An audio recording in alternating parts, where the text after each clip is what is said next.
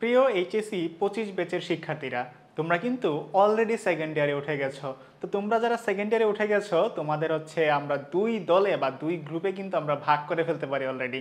তোমরা কিন্তু জানো যে তোমাদের কাদের কাদের রেজাল্ট ভালো হয়েছে এবং কাদের কাদের রেজাল্ট একটু আশানুরূপ হয়নি।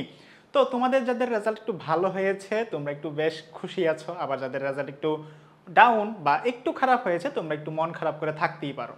তো এই যে মন খারাপটা, সেটা আলটিমেটলি তোমার যে সেকেন্ড ইয়ারে, সেই সেকেন্ড ইয়ারে যেন প্রভাব না ফেলে সেজন্য তোমার কি করতে হবে। দেখো, তোমাদের যাদের রেজাল্ট ভালো হয়েছে তোমাদেরকে প্রথমেই কনগ্রেচুলেশন। তোমরা হচ্ছে সেকেন্ড ইয়ারের যে পড়াশোনাটা আছে সেই পড়াশোনাটা তোমরা অবশ্যই কন্টিনিউ করবা।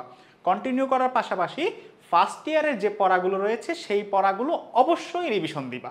এবং এক্ষেত্রে তোমরা যারা ভালো করেছো রেজাল্ট, তোমরা কিন্তু কখনোই ওভার কনফিডেন্ট হতে যাবে না যে আমি তো রেজাল্ট ভালো করেছি, আমার মনে হয় আর তাহলে পড়তে হবে না বা আমার একটু কম পড়লে হবে। কখনোই এটা করতে যাবে না, পড়াশোনাকে কখনোই অবহেলা করতে যাবে না। এবং যেই জিনিসটা তোমরা অবশ্যই করবা না সেটা হচ্ছে কখনোই প্রেম করবা না। সেকেন্ড ইয়ারে ওঠার সময় আমাদের কি হয়, আমাদের যদি রেজাল্ট একটু ভালো হয়ে যায়, আমাদের একটু পাখা গজে, আমরা একটু প্রেম প্রীতি করতে চাই। তো এই যে ব্যাপারটা রয়েছে সেই ব্যাপার থেকে অবশ্যই তোমরা দূরে থাকবা, নাহলে তোমাদের রেজাল্ট কিন্তু আস্তে আস্তে ডাউনফলের দিকে যেতে থাকবে।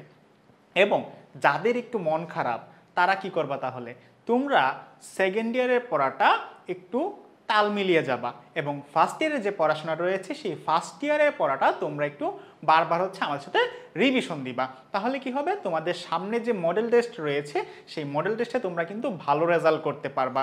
এবং তোমাদের ভেঙে পড়ার মতো কিছু নাই, তোমাদের হাতে যথেষ্ট সময় রয়েছে।